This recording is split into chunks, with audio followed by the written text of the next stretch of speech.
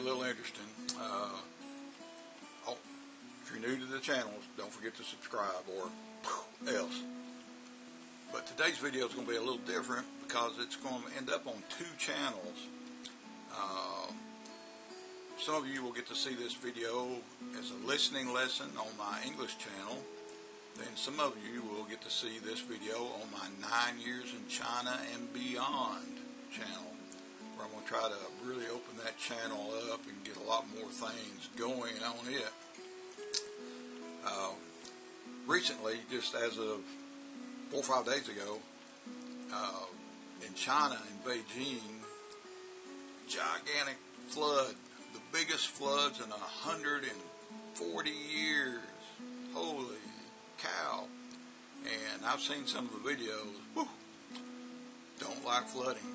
And in South China, also they had flooding, because of a big typhoon. And all these current events, they had me thinking about a time, probably 2012, I think. It's been a little while that I encountered some flooding.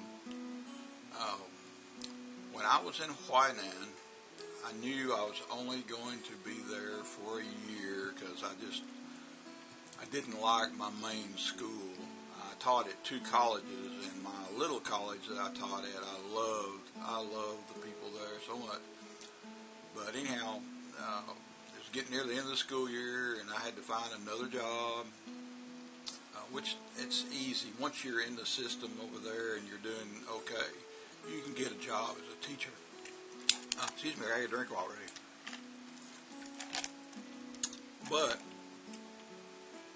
as it got closer to the day to go, school had just got over with, and now we needed had my girlfriend Mary with me, and we needed to find a way to get to Shangqiu Henan province.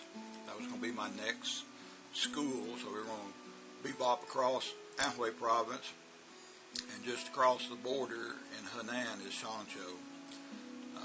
So I'm going back again, kind of in my original stomping grounds. Nothing seemed that it was very far from Fuyang. But anyhow, we decided that we would move by taxi. And that was pretty cool. I would always use the train. But, when you got all your luggage, and I had a guitar, and a bicycle, I did not want to lose my bicycle. We wanted to move, boom, in one mighty swoop. And so Mary made a deal with a taxi company that would take us to Shangqiu for, it was about 800 yen, no more than $140 or $50 American. And D-Day came, and it's time to move. We had everything packed, and it had been raining in Huainan, not heavy, but just rain, no big deal. It's just something you have to deal with, right? But we get loaded up in the taxi, and it's still raining. We're taking off, we got to go from Huainan through Shoshan and, start going across Anhui province. No big deal, but it's still raining. Like I said, it's not raining heavy, it's not cats and dogs raining, but nevertheless, it's raining. And about 3 hours later, right around 3 hours later, we get into Henan province. That's the west part of Anhui, is in the west. It's still raining. A little harder, but not terrible. Just rain. But we get into my city of Shangqiu, and they let us in through the gate to go to the office where that dealt with us foreigners was located. A place that I'd been many times in a couple of years. And so we go there and we announce our arrival, and of course we're talking about the rain, because it's still raining, but it does that. It's nature. And we get escorted. They take us, they show the taxi where to go, and they follow us to the teachers' apartments. And in Shangqiu, at the normal university there, the campus, the teachers we're kind of up on a hill a little bit, but we're way on the far side of campus. But we get there and we unload, and we're asking, some directions to where some stores are and places, because, we had enough stuff with us, and the school had things in the house that we didn't need to go back out that day anyhow. We had rice and, some little things, some drinks, and we brought drinks also. But, we kind of just hung around the house, and we decided, well, tomorrow's another day, because they drop us off and kind of leave us alone, and what was funny, I was still using at that time, I still had a little Motorola telephone, and I later got a Nokia, because the buttons on the Motorola, all the paint had wore off of them. But they made sure that we got a new telephone number. They did that for us right away. And so anyhow, they left me and Mary alone, and we just kind of hung out that evening and said, well, we'll go back out, tomorrow. And rain, it keeps raining. We get up the next morning, it's still raining, but we had to get out. But we had umbrellas, and the taxi would take us back to our house, no problem. We just had to make our way to a gate to get a taxi. And in my school, we had a big main gate. Then there's also a little small gate that, like us teachers, could use, and we could still go out to the main street and get a taxi. So anyhow, we did that, and we got to do a little bit of shopping, and we came back, and it's still raining. But we got plenty of food and drinks now. We can make it. The next day, it's still raining. What was going on during that time, guys? The main campus, when you get away from the teaching buildings, there are 4 little lakes. They're big giant ponds, but you can call them a little lake or a big pond, whatever you want to call them. There's 4 of them. And during that time, the road that ran in between, there's like 2 on each side of the road, it had already flooded. All right, and so nobody could take that road any longer. It was underwater.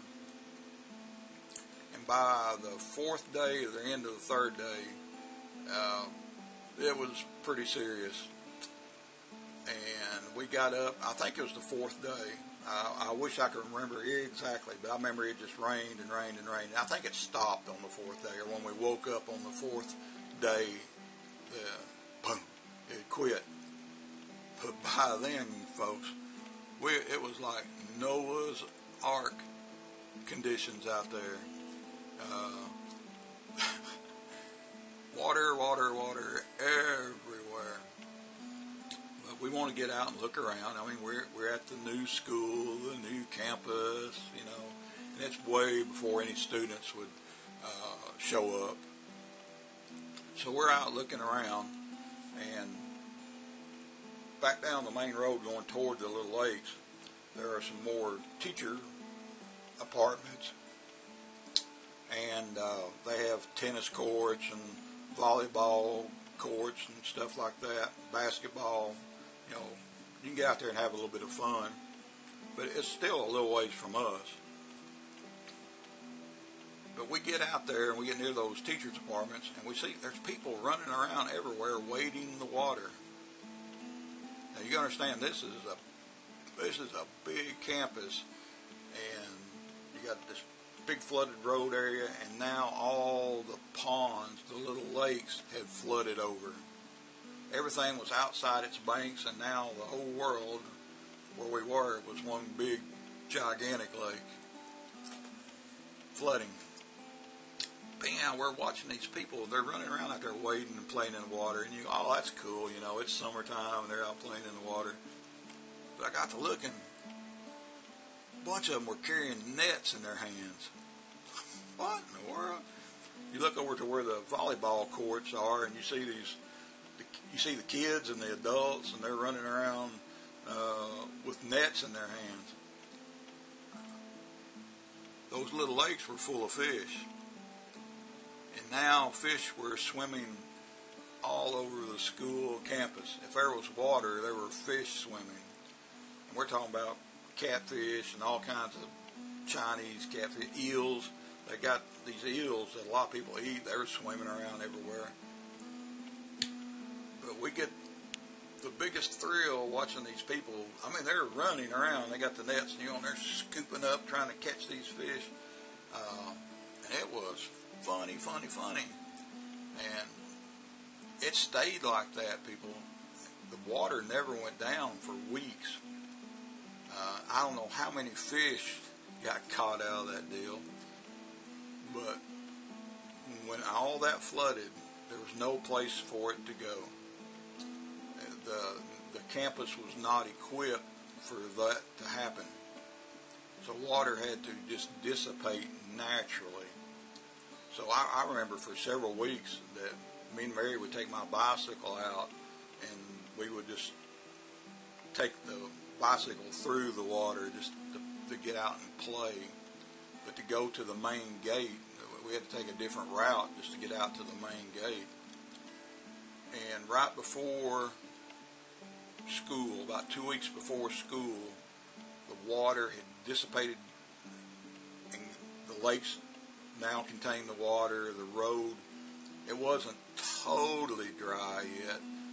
There still had some water in the middle, but the kids could come back and start getting it in their dorms and things. But anyhow, I wanted to tell that story because you got to use your imagination just a little bit and think about watching all these people, kids and adults. There's no way for them to play basketball or volleyball, so the only thing they had to do was go fish. But they're fishing just yards from their house, you know. So anyhow, that brought memories back, all this flooding in Beijing, and I thought about that, and I said, well, that's a story to be told.